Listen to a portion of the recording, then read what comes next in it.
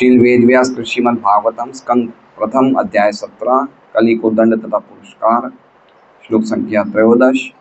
आख्यायी वृष भद्रम वह साधु नाम कृतागसाम आत्मवैरूप्य कर्तारम पार्था नाम कीर्ति दूषणम।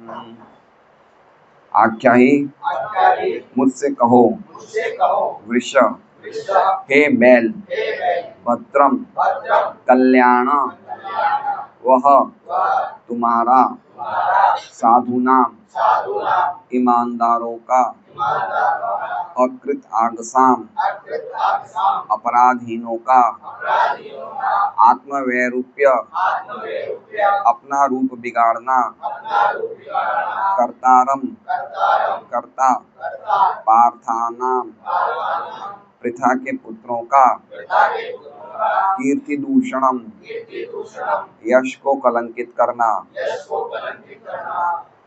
अनुवाद। हे वृषभ, तुम निरपराध हो और पूर्णतया ईमानदार हो, अतएव मैं तुम्हारे कल्याण की कामना करता हूँ। कृपया मुझे अंग भंग करने वाले दुष्ट के बारे में बताओ जो पृथा के पुत्रों के यश को कलंकित कर रहा है। ओम अज्ञानतिमिरान्धस्य ज्ञानाञ्जनशलाकया चक्षुरुन्मिलितं येन तस्मै श्रीगुरवे नमः। नामशेष्टमनुमपि शचीपुत्रमत्र स्वरूपं रूपं तस्याग्रजं गुरुपुरीं माथुरीं गोष्ठवाटीं राधाकुण्डं गिरिवरम् औराधिकामाधवाशां प्राप्तो यस्य प्रतितकृपया श्रीगुरुं तं नतोऽस्मि।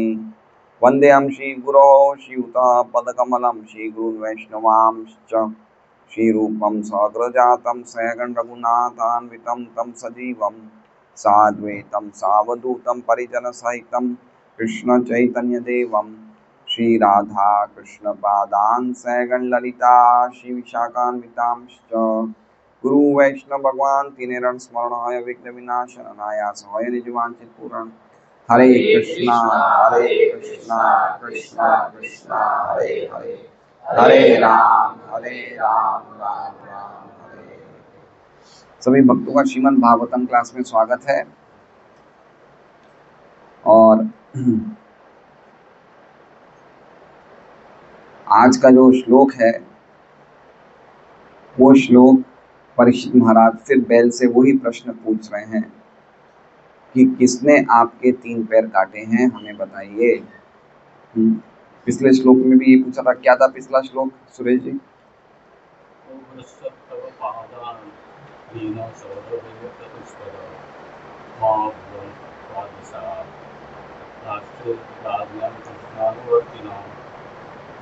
को वर्षद तव पादां स्त्रीम, किसने आपके 3 पांव को काटा है?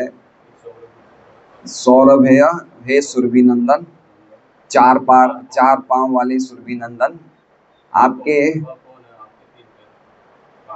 हाँ, आगे। ऐसा कभी नहीं हुआ जैसे कि तुम हो जिस राज्य में कृष्ण के आदेशों का पालन किया जाता है।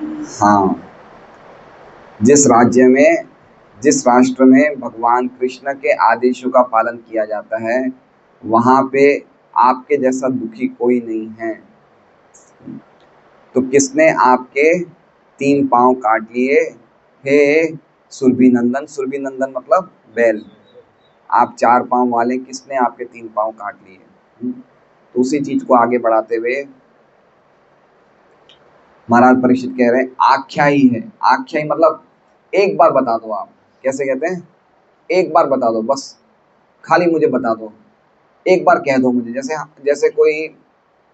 जैसे किसी पे कुछ अत्याचार होता है तो पुलिस क्या बोलती है कि एक बार मुझे आप उस गुनहगार का नाम बता दो, है ना। वो बताता क्यों नहीं? क्योंकि उस पे किसी ने धमकी दी है कि अगर तुम हमारा नाम दोगे तो तुम्हारे परिवार वालों को मार दिया जाएगा, तो डर के मारे बताता नहीं है ना। तो उसी प्रकार से महाराज परीक्षित कह रहे हैं कि सिर्फ एक बार मुझे बता दो, है ना। आख्यायी मतलब मुझे बता दो। वृष मतलब हे बैल, मुझे सिर्फ एक बार उसका नाम तो कह दो, है। आपको कुछ नहीं होगा इसलिए कह रहे हैं भद्रम वह। भद्रम मतलब आपका कल्याण हो। आपका कल्याण हो और आप कैसे हैं? साधु नाम और कृतागसाम। साधु नाम मतलब आप साधु हैं, आप निष्कपट हैं, आप बिल्कुल ईमानदार हैं।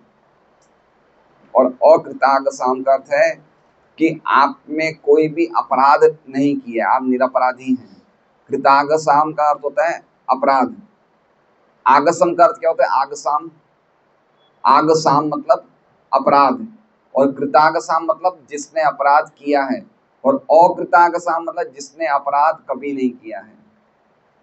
तो आपने आज तक कभी कोई अपराध नहीं किया है, आप बिल्कुल ईमानदार हैं, आप बिल्कुल निष्कपट हैं, आपका कल्याण हो।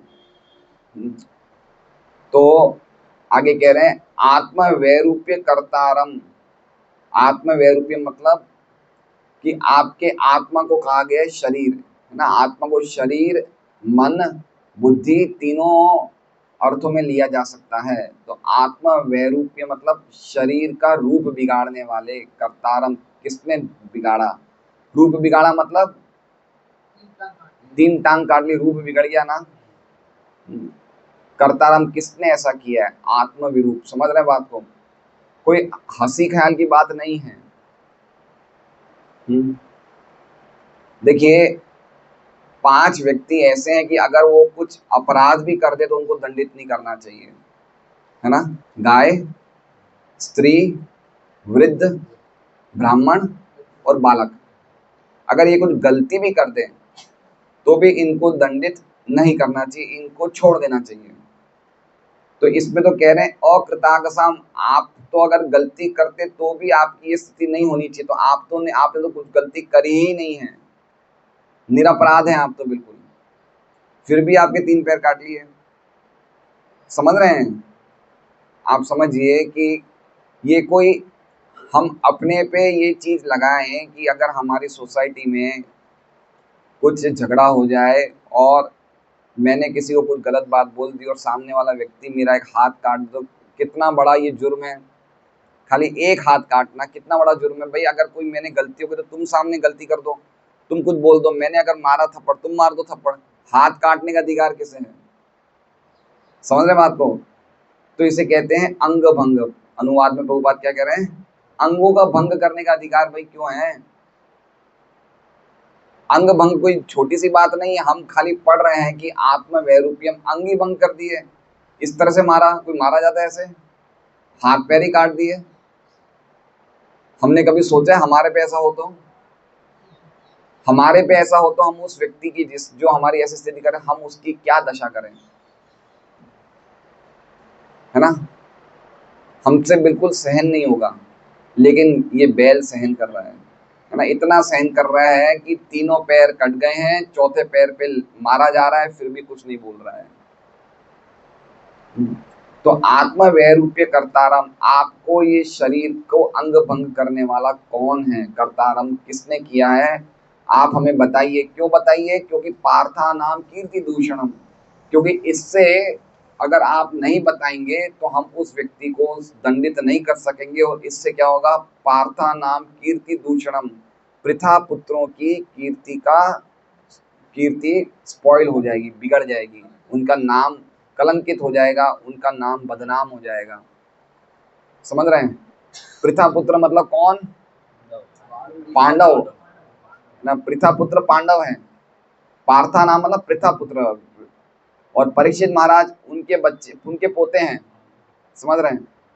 तो पांडवों की कैसे कीर्ति दूषण हो जाएगी? अगर परीक्षित महाराज ढंग से राज्य नहीं कर रहे हैं तो पांडवों की कीर्ति कैसे दूषण हो जाएगी?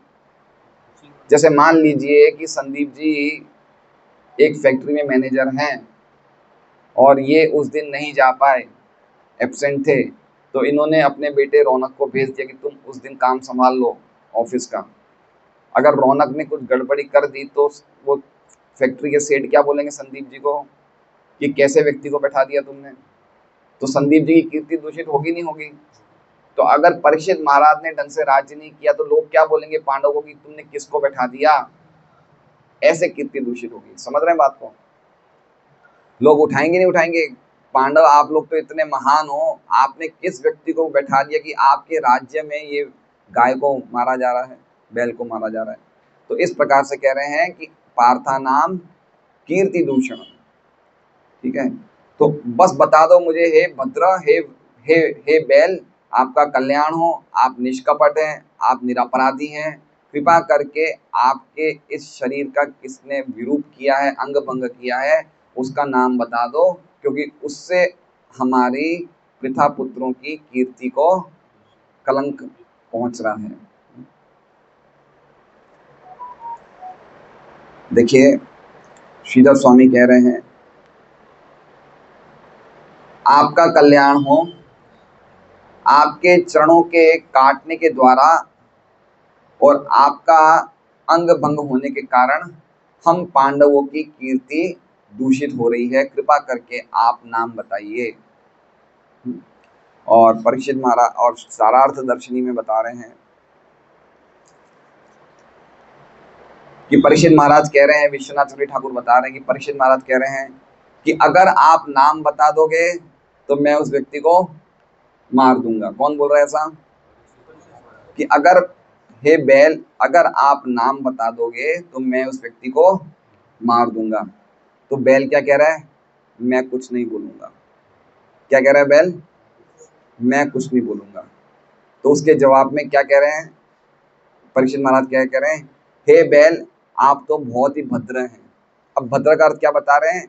कि आप कभी भी शुभ में या दुख में या खुशी में या दुख में हमेशा सम रहते हैं। इसका मतलब, बोलने का मतलब क्या है कि आप तो नहीं बोलोगे, हमें पता है। भद्रम का अर्थ क्या बता रहे हैं?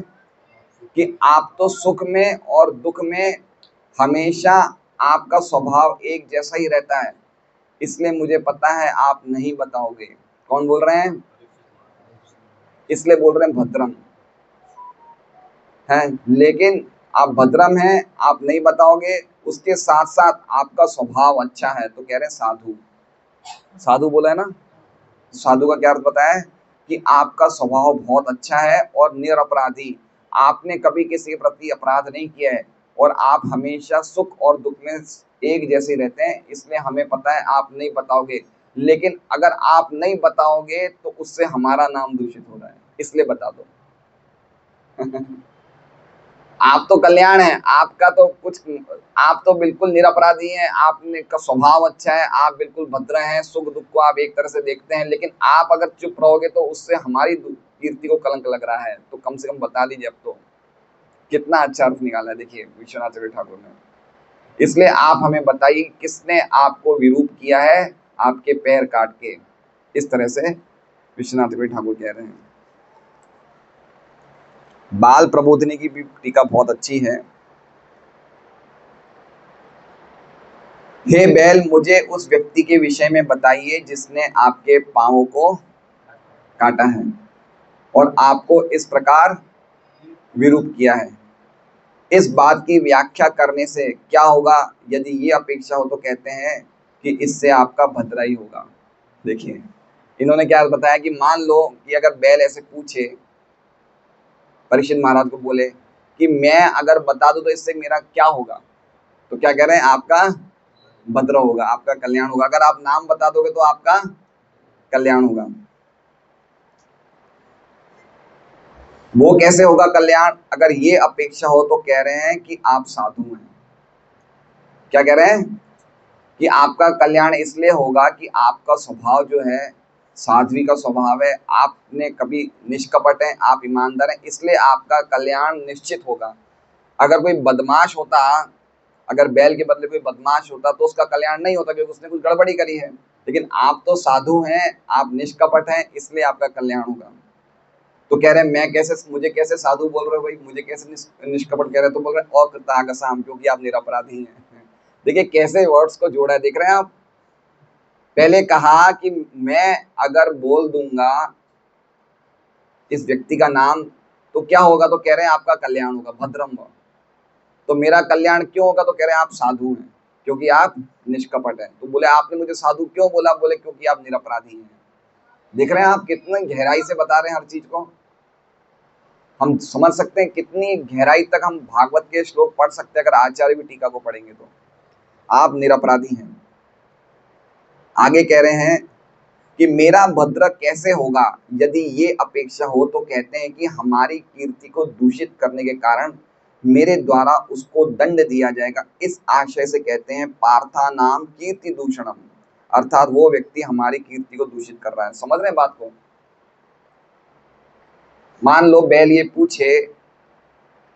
पूछे परीक्षित महाराज से कि चलो मैंने नाम बता दिया तो मेरा भद्र कैसे होगा, क्या कर लोगे आप? समझ रहे हैं? जैसे मान लीजिए कि हम ये चर्चा करते हैं रोज लाखों की संख्या में गाय काटी जा रही है, ठीक है? गायों के दुख की हम चर्चा करते नहीं करते हैं? हमने कुछ कर लिया क्या? हम तो खाली चर्चा ही कर रहे हैं ना। तो उसी हिसाब से बैल बोल रही है कि अगर मैं बोल भी दूंगा तो तुम करोगे क्या? समझ रहे बात को? अगर मैंने बोल भी दिया कि इसने मेरे पाँव काटे हैं तो आप क्या कर लोगे? तो कह रहे हैं कि हमारी कीर्ति का दूषण होगा इसलिए हम उसको मार देंगे।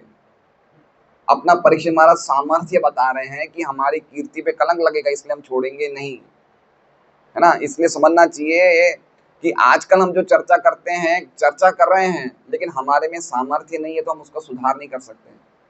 तो उसी संदर्भ में बैल ये पूछ रहा है कि मैं बता तो दूंगा लेकिन होगा क्या? तो कह रहे हैं कि नहीं ऐसा मत सोचना, कुछ नहीं होगा, हमारे पांडवों का कीर्ति पे कलंक लग रहा है तो हम उसे छोड़ेंगे नहीं। इस हिसाब से कह रहे हैं पार्थानाम कीर्ति दूषण। अद्भुत श्लोक है ये, कितना जबरदस्त अर्थ है। समझे आप लोग सब शब्दों के अर्थ? तात्पर्य हम पढ़ते हैं। आज बहुत ही विशेष दिन है, आज 4-5 त्योहार हैं एक साथ, बहुत ही विशेष दिन है आज। आज माधवेंद्रपुरी की आविर्भाव तिथि है, परमेश्वरी दास ठाकुर की तिरोभाव तिथि है, राधा रमन जी की प्राकट्य तिथि है, श्रीनिवास आचार्य की आविर्भाव तिथि है, भगवान की आज फूल शैल विहार की आज दिन है, बुद्ध जी का भी आज, भगवान बुद्ध का भी आज जन्म है। तो आज बहुत ही विशेष पूर्णिमा का ये तिथि है। तो तात्पर्य हम पढ़ते हैं। महाराज रामचंद्र तथा उनके पद चिन्हों पर चलने वाले राजा जैसे पांडवों तथा उनके वंशजों के यश को भुलाया नहीं जा सकता, क्योंकि उनके राज्य में निरपराध तथा ईमानदार जीव कभी कष्ट नहीं पाते। तो उनके राज्य ऐसे होते थे कि मनुष्यों की बात तो दूर की है, पशु पक्षी भी कभी रोते नहीं थे। हमने एक उदाहरण पढ़ा था ना कुत्ते का, कि भगवान राम के राज्य में कुत्ते को भी न्याय मिलता था। तो ये इनकी बता रहे हैं कि इनका इस प्रकार का यश था, इनकी इस प्रकार कीर्ति पे बता रहे हैं।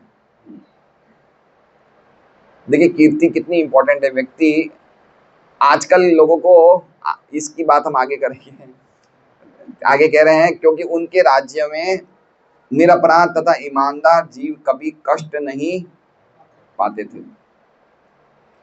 बैल तथा गाय अत्यंत निरपराधी जीवों के प्रतीक है। और कृताग असाम पे कह रहे हैं कि इतने ज्यादा निरपराधी हैं क्योंकि इनके मल तथा मूत्रों को भी मानव समाज उपयोग में लाता है। देखिए अब इनका निरपराध, गाय और बैल इतने ज्यादा निरपराध हैं कि इनका मल मतलब गोबर और मूत्र से भी लोगों का कल्याण होता है। तो बता रहे हैं कि जिसका गोबर और मूत्र से लोगों का कल्याण होता है तो वो कैसे किसी का अहित कर सकता है। समझ रहे बात को? प्रभुपाद क्या बता रहे हैं? अकृताग साम पे कह रहे हैं कि गाय और बैल इतने ज्यादा निरपराधी हैं कि इनका गोबर और मूत्र से लोगों का हित होता है, तो ये कैसे अहित कर सकते हैं लोगों का? समझ रहे हैं आप? समझ रहे हैं गोबर से हित हो रहा है। देखिए गोबर, भगवान, देवता और मनुष्य, ये तीनों व्यक्ति गोबर का और गोमूत्र से तीनों का कल्याण होता है। किन किन का? भगवान का, देवताओं का और हम मनुष्यों का। हमें पता नहीं कितनी इंपॉर्टेंस है। अगर हम पूतना वध की कथा सुनेंगे तो जब भगवान पूतना का वध करते हैं, आप ये पढ़ सकते हैं 10.6.19-20 दो श्लोकों में। 10.6.19-20 में जब भगवान पूतना का वध कर देते तो पूतना अपने आकार में वापस लौट आती है और उसका आकार था 12 मील। कितना आकार था? 12 मील लंबी थी, मतलब 18 किलोमीटर लंबी पूतना जब गिरी तो इतना बड़ा नुकसान हुआ, पेड़ पौधे सब नीचे दब गए। तो गोपियां, माँ यशोदा सब डर गए कि हमारे बच्चे को कुछ हो जाएगा, कान्हा को कुछ हो जाएगा। तो जैसे ही वो गोदी में रखते हैं, तुरंत गौ माता की पूंछ घुमाते हैं। गौ पूंछ घुमाते हैं मतलब उनकी रक्षा हो जाए। गाय माता की पूंछ सिर पे रखना, घुमाना बहुत ही विशेष बात है ये। हमें तो ये सब पता नहीं है, लेकिन उसमें बताया है। प्रभुपाद कहते हैं, उस तात्पर्य में लिखते हैं कि गौमूत्र और गोबर की इतनी ज्यादा लाभ है, मतलब इतने ज्यादा लाभ है कि अगर हम गौमूत्र और गोबर को अगर देख के थोड़ा सा हम घृणा भी कर लें तो भी हमें पाप लगता है। समझ रहे हैं बात को? इतना लाभ है। हम देखते ना, अरे क्या है, इतना बोलने से हमें दोष लगता है। ये गौमूत्र और गोबर की महिमा है। तो उसमें बताया कि उनको पहले गौ माता की पूंछ से भगवान के चारों तरफ घुमाया उन्होंने, और फिर भगवान को तिलक लगाया 12 स्थान पे। किससे? गोबर से, है ना। ओम केशवाय नमः, ओम नारायण नमः, ये सब गोबर से तिलक लगाए। और गौमूत्र से नहलाया भगवान को, गौमूत्र से नहलाया और गोबर से तिलक लगाए और गौपूछ घुमाई। तो प्रभुपाद तात्पर्य लिखते हैं कि गौ माता की सेवा करने से, गौ माता से कितनी हमें सुरक्षा मिलती है, वो हम बोले पहले के ग्राम गांव के लोग सब जानते थे, कि अब धीरे धीरे हम सब भूल रहे हैं। तो ये तो हो गया भगवान की सेवा। गौ भगवान को भी गौमूत्र और गोबर कैसे काम आता है। अब देवताओं का सुन लीजिए। सभी देवी देवता गौ माता में सभी देवी देवता विद्यमान हैं। ठीक है, ये महाभारत के अनुशासन पर्व की कथा है। तो सभी देवी देवता गौ माता के शरीर में है। तो एक बार लक्ष्मी जी आई गौ माता के पास, और लक्ष्मी जी बोली गौ माता को कि सभी लोग मेरे पीछे हैं, मैं जहां पे जाती हूँ उसका कल्याण हो जाता है, मैं जिसको छोड़ देती हूँ उसका नाश हो जाता है ना। बोले असुरों का नाश हो जाता है क्योंकि असुरों को मैंने छोड़ दिया, देवताओं का समृद्धि हो रही क्योंकि देवताओं ने मेरा आश्रय लिया है। तो अब तुम भी मेरा आश्रय लो। कौन बोल रही है? लक्ष्मी जी, तुम भी मेरा आश्रय लो, मैं तुम्हारे शरीर में प्रवेश करना चाहती हूँ। लक्ष्मी जी ने ऐसे बोला। तो गौ माता ने बोला, प्रणाम नमस्कार जी, हमें नहीं चाहिए आप। गौ माता ने क्या कहा? हमें आपकी आवश्यकता नहीं है। क्यों? क्योंकि आप चंचला हैं और हम स्वभाव के शांत हैं, हम जैसे वैसे सही हैं, हमें आपकी जरूरत नहीं है। बोले आपका तो काफी लोगों से संपर्क है, हम आपको अपने शरीर में कोई जगह नहीं देंगे। तो लक्ष्मी जी ने कहा कि अब मैं आपके पास आई हूँ, अब अगर मैं चली जाऊंगी, आपने ठुकरा दिया, तो मुझे कोई भी व्यक्ति मेरी इज्जत नहीं करेगा, मेरी बदनामी हो जाएगी कि गौ माता ने ठुकरा दिया, तो कोई तो जगह दे दो आप। तो गाय माता ने कहा कि ठीक है, हम आपको हमारी सबसे पवित्र जगह में स्थान देंगे, गोबर और गोमूत्र में। तो लक्ष्मी जी कहाँ पे है? गोबर और गोमूत्र में लक्ष्मी जी वास करती है। अब बताइए, है ना, ये देवताओं की ये स्थिति है। मतलब इतना हम लोग समझ नहीं सकते हैं कि कोई व्यक्ति का गोबर काम में आ रहा है ना। और एक गौ सेवा अंक है गीता प्रेस का, उसमें तो इतनी चीजें लिखी हुई है कि गोबर से स्नान करना चाहिए, गौमूत्र रोज सेवन करना चाहिए, कैसी कैसी बीमारियों से व्यक्ति सही हो सकता है ना। किसी को सफेद दाग की बीमारी है, किसी को क्या कहते हैं कैंसर है, किसी को कोलेस्ट्रॉल, हाई कोलेस्ट्रॉल है, मतलब ऐसी ऐसी बीमारियां सही हो सकती हैं। उसमें काफी बीमारी के नाम लिखे हैं। खाली अगर हम रोज कुछ मात्रा में सुबह शाम भूखे पेट अगर गौमूत्र का सेवन करते हैं, ताजा गौमूत्र का, तो ये बीमारियां नाश हो सकती हैं। और गोबर से स्नान कर सकते हैं। तो ये सब गौमूत्र और गोबर की, मैं तो आपको खाली एक दो पॉइंट ही बता रहा हूँ। अगर आप पढ़ेंगे उसमें होलसेल में लिखा है क्या क्या फायदे होते हैं गौमूत्र और गोबर से। खाली दूध दूध दही घी की बात नहीं कर रहे हम, 5 चीजें गौ माता से मिलती है: दूध, दही, घी, गौमूत्र और गोबर। तो अभी तो पर्टिकुलरली प्रभुपाद ने इसमें गौमूत्र और गोबर का लिखा है, इसलिए हम ये दो ही चर्चा कर रहे हैं कि कितना ज्यादा यूजफुल है। है। भक्त लोगों का जीवन अधूरा है अगर वो गौ माता की सेवा नहीं कर रहे। इतनी विशेष महिमा है गौ माता की। तो ऐसे मनुष्य को अच्छा, कल हम लोग सत्संग में बैठे थे ना वहां पे, है ना, कितने हम लोग, करीबन 250 लोगों ने वहां प्रसाद लिया। आपको पता है वो प्रसाद जहाँ ले रहे थे उसकी 10 फुट दूरी पे लक्ष्मी नरसिंह प्रभु ने कल 2 गाड़ी गोबर की रखवाई थी। सही बात है, 2 ट्रक गोबर की रखवाई थी वहां पे। कहाँ पे? जहां हम प्रसाद ले रहे थे, जहां पे प्रसाद रखा था उसके 10 फुट दूरी पे ही 2 गाड़ी गोबर की थी। हमें कोई प्रकार की तकलीफ हुई? अगर ये 2 गाड़ी इंसानों के मल की होती तो क्या होता? खाली खाली इतना सोच लीजिए कि अगर कोई व्यक्ति, हम बैठ सकते थे क्या वहां पे? 2 गाड़ी क्या, अगर कोई एक व्यक्ति ने भी कोई मल पास कर दिया हो वहां पे तो हम नहीं बैठ सकते। और 2 ट्रक गोबर के थे वहां पे।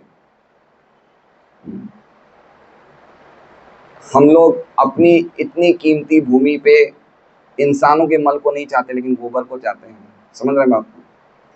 कोई कोई कहेगा कि इंसानों के मल में भी हम अगर ऐश्वर्य राय का मल ले तो क्या दिक्कत है? नहीं, वो भी इंसानों का है। समझ रहे हैं? तो ये गोबर की महिमा है। आप समझ सकते हैं क्या महिमा है गोबर की। इसलिए बताया है कि प्रभुपाद लिख रहे हैं कि जिनका गोबर और गौमूत्र ही इतना पवित्र है तो वो व्यक्ति वो कैसे अपराध कर सकती है। गाय के बारे में बता रहे हैं। क्योंकि इनके मल तथा मूत्र को भी मानव समाज उपयोग में लाता है।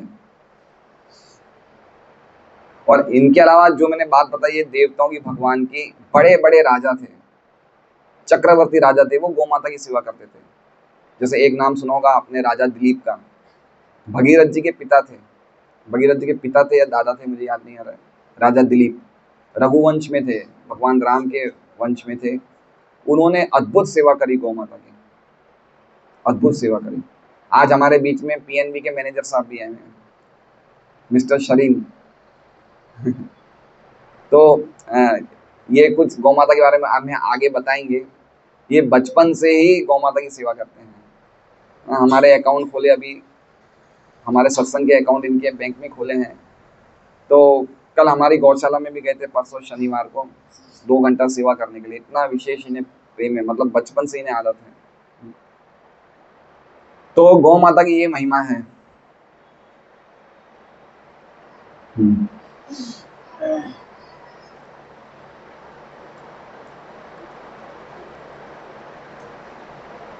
पृथा पुत्रों के वंशज यथा महाराज परीक्षित को भय था कि उनकी ख्याति विनष्ट होगी, किंतु आजकल के नेता ऐसे निरपराध पशुओं का वध करने से भी डरते। ये बात समझ रहे कितनी गहरी है? देखिए ध्यान से पढ़िए। पृथा पुत्रों के वंशज यथा महाराज परीक्षित को भय था कि उनकी ख्याति विनष्ट होगी। वही डर था ना कि भाई हमारी कीर्ति पे कलंक लगेगा। किंतु आजकल के नेता ऐसे निरपराध पशुओं का वध करने से नहीं डरते। क्यों? क्यों नहीं डरते हैं? इज्जत है ही नहीं। क्योंकि उनकी कीर्ति ही नहीं है।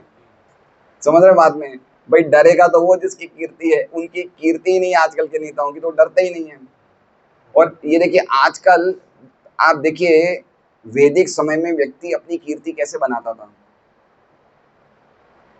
अपनी कीर्ति को कभी भी एडवर्टाइज नहीं करता था। आजकल के लोग पता है क्या करते हैं?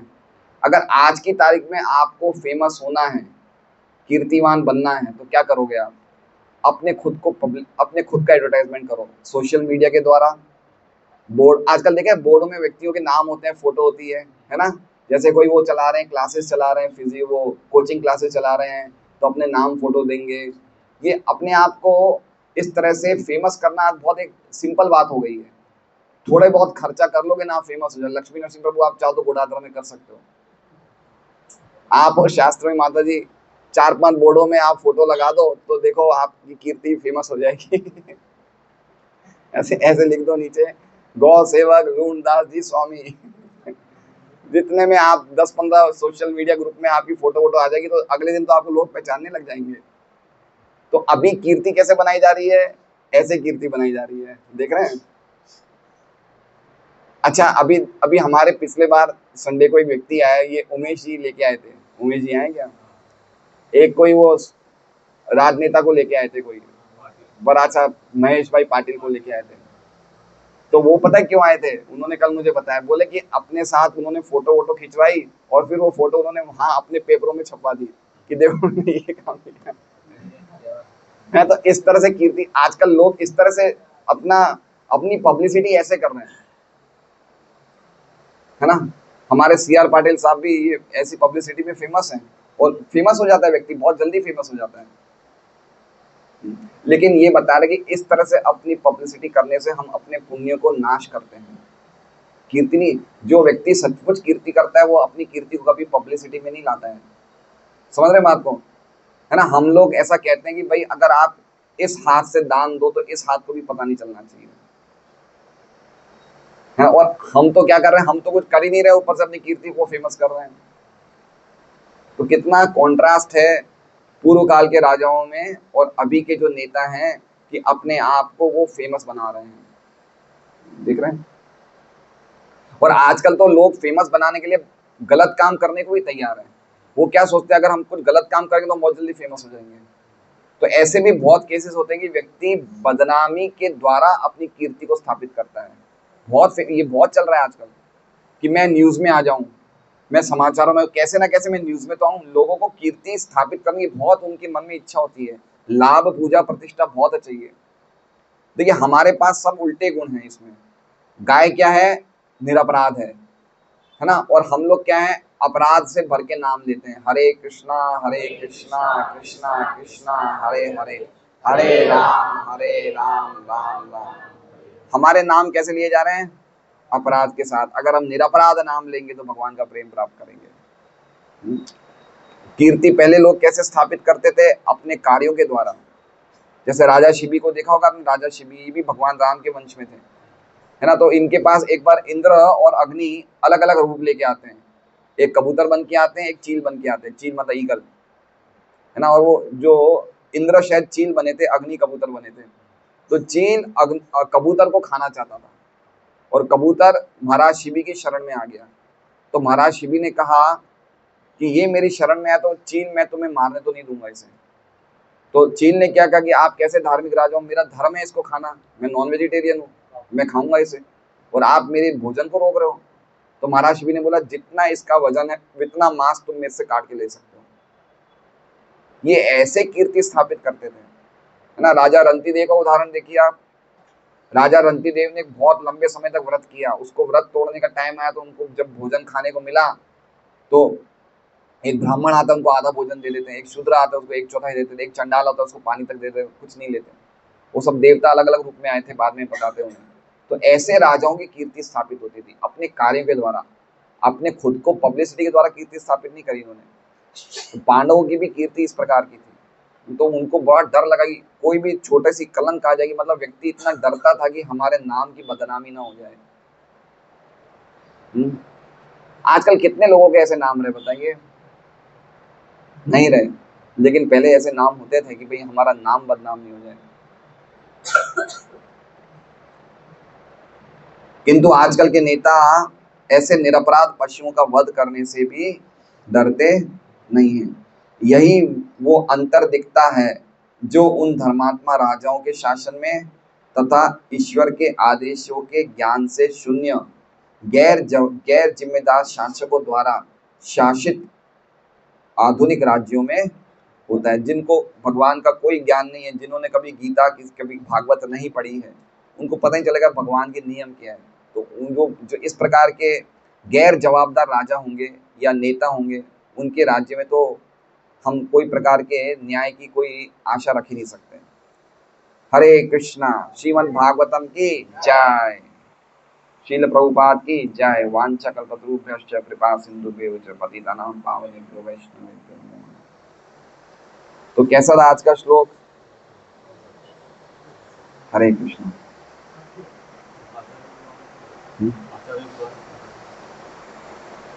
आज लेट हो गए, फिर बताएंगे। एक्चुअली में महादेवपुरी का तो हमने उस दिन कथा कही थी, परमेश्वर दास ठाकुर के बारे में भी कुछ कथा है, बताएंगे अब, आज नहीं। आज का प्रसाद किन की तरफ से है?